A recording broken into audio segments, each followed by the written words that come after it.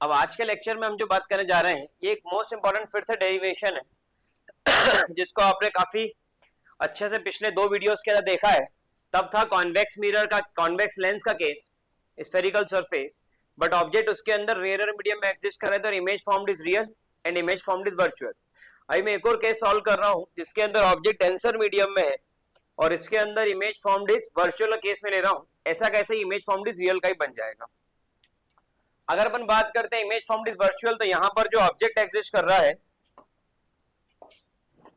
That object is here. यहां पर वो ऑब्जेक्ट है, ये रे ऑफ लाइट कुछ इस तरीके से ट्रेवल करेगी और स्ट्राइक करने के बाद यहां पर आपको एक नॉर्मल दिखेगा। That normal is actually here, जो सेंटर ऑफ कर्वेचर से पास होता है वो नॉर्मल है। ठीक है, अब ये नॉर्मल था तो रे ऑफ लाइट कहां चलेगी? रेयरर मीडियम से, सॉरी डेंसर मीडियम से कहां चली गई?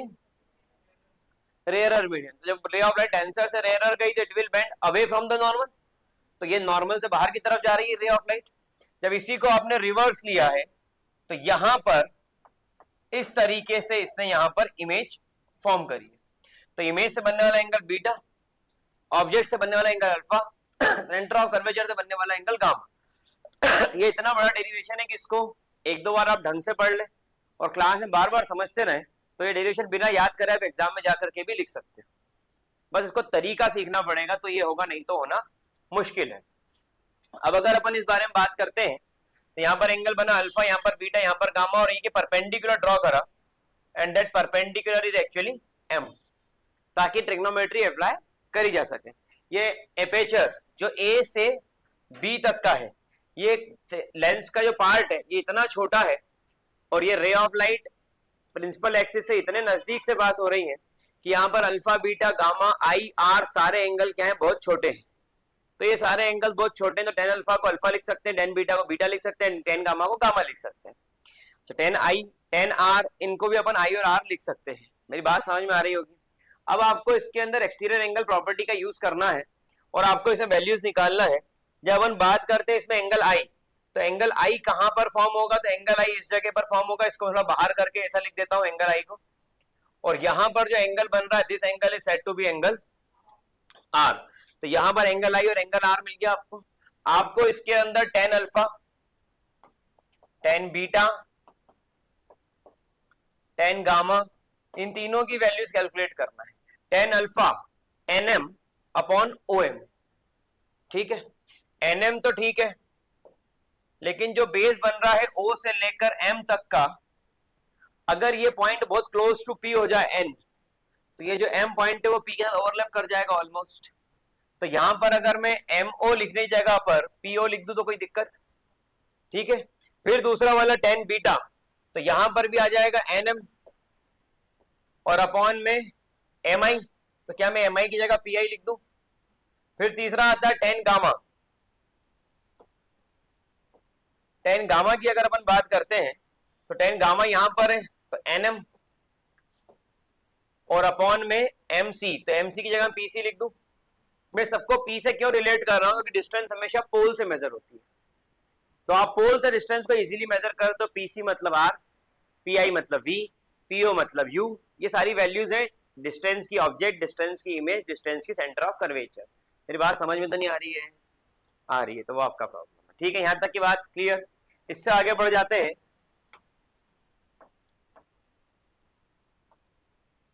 इससे आगे बढ़ जाते हैं अब। तो आपको जो एंगल सर्च करना है एक्सटीरियर एंगल प्रॉपर्टी के थ्रू, वो एंगल कौन कौन से मिल रहे हैं पहले तो वो देखें। तो एक ट्राइंगल, पहला ट्राइंगल कौन सा मिल रहा है, इससे अपना काम हो जाए। एन ओ और यहां पर सी, तो यहां पर आ रहा है एंगल आई, यहां पर आ रहा है गामा और बाहर आ गया अल्फा। तो अगर मैं बोलता हूं कि ट्राइंगल एन ओ सी, ट्राइंगल एन ओ सी, तो यहां आ गया गामा, ओ एंगल कितना बना रहा है? अल्फा, और यहां पर क्या आ गया? आई। ठीक है, तो यहां पर आपने क्या लगा दिया? Alpha is equal to gamma plus I, exterior angle property triangle की। और उसके बाद में आपने क्या लगाया? Alpha is equal to ten gamma plus ten I. Ten gamma की वैल्यू कितनी है और टेन आई की वैल्यू कितनी है? आई तो निकालना है, आई निकालना तो उसको एक तरफ करना पड़ेगा। I is equal to alpha minus, तो यहां पर आ गया tan alpha minus, tan alpha की वैल्यू कितनी होगी? What is the value of tan alpha? N M upon PO. और टेन गामा की वैल्यू कितनी होगी? तो ये आ गया आई। एक और क्या निकालना है आपको इसके अंदर? आर। आर लेकर के कोई ट्राइंगल बन रहा है।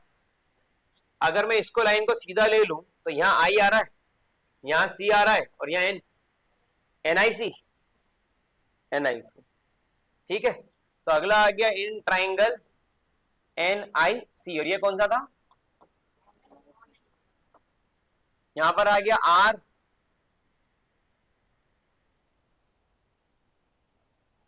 आर आ रहा है क्या? Beta is equal to R plus gamma जाएगा, beta is equal to R plus gamma. बिल्कुल सही। कैसे आया वो देखना, आर नहीं आ रहा उधर से। यहाँ क्या हो रहा है, अगर ये वाला एंगल आर है तो वर्टिकली अपोजिट एंगल से ये पूरा एंगल भी क्या हो गया? वर्टिकली अपोजिट एंगल लगा। तो मतलब ऐसा एक ट्राइंगल बन रहा है जिसमें यहां पर एंगल है बीटा, यहां पर एंगल है गामा, और आगे बढ़ाओ तो आर बन रहा है, जिसको इधर अंदर ले सकते हैं वर्टिकली अपोजिट एंगल से। तो R is equal to gamma plus beta. मतलब एक तो वर्टिकली अपोजिट एंगल पता होना चाहिए और फिर एक्सटीरियर एंगल प्रॉपर्टी पता होना चाहिए, तब जाके बात बन पाएगी। क्या मेरी बात समझ में तो नहीं आ रही? क्लियर तो नहीं है? 100% आपको समझ में आ रहा है? कोई दिक्कत किसी को इसके अंदर? पक्का क्लियर है? जोर से बोलो। बहुत जोर से बोला बेटा, बहुत जोर से बोल दिया, बहुत जोर से। 9th वाला तो भगाया था क्लास के बाहर, पर हटो यहाँ से, इतनी लो एनर्जी में नहीं जम पाएगा। ठीक है, सबको समझ में आ रही है? 100% क्लियर? कोई दिक्कत इसके अंदर? जोर से बोलो। जय माता दी। जोर से बोलो, मैं सही चीज बोलना। आर प्लस गामा, तो यहां पर किसके इक्वल आ रहा है? Beta is equal to R plus, तो आर इज इक्वल टू, और R is equal to 10 beta minus 10 gamma.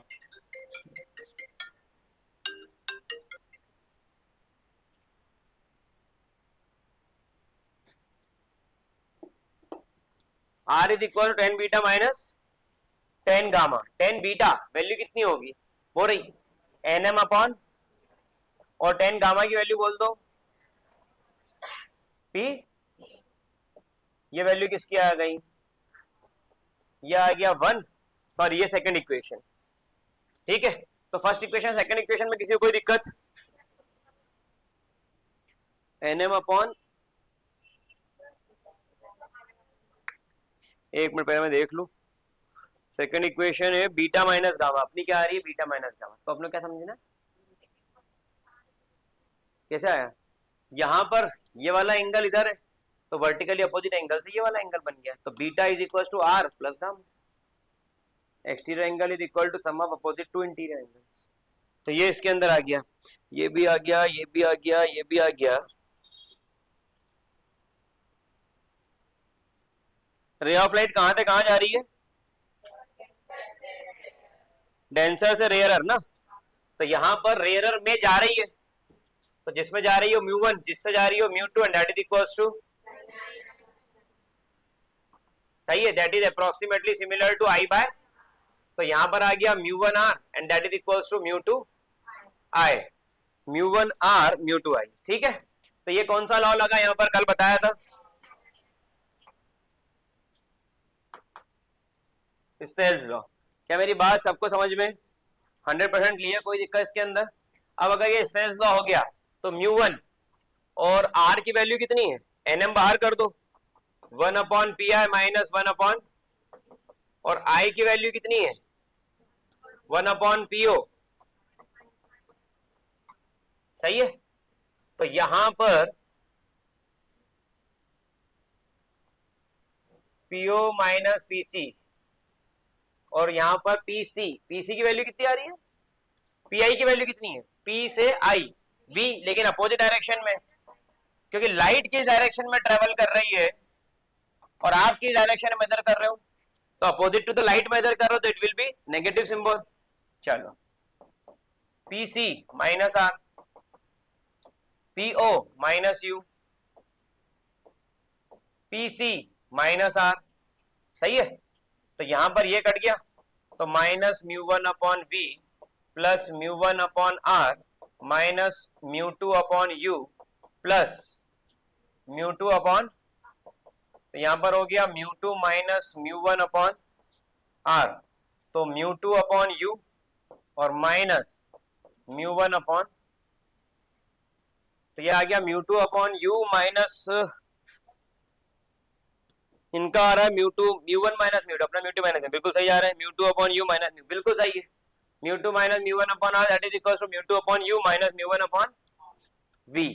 अब ये भी एक आईएमपी बन गया फॉर्मूला, ये तो डिराइव जो करना है।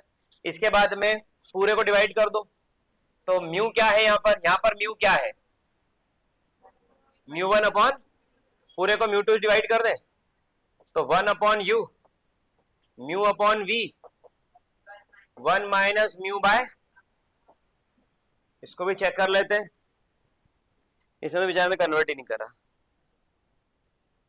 ठीक है, इसने कन्वर्ट नहीं करा, तो यहां पर ये दूसरा एक्सप्रेशन, इसका इंपॉर्टेंट एक्सप्रेशन ये बन रहा है।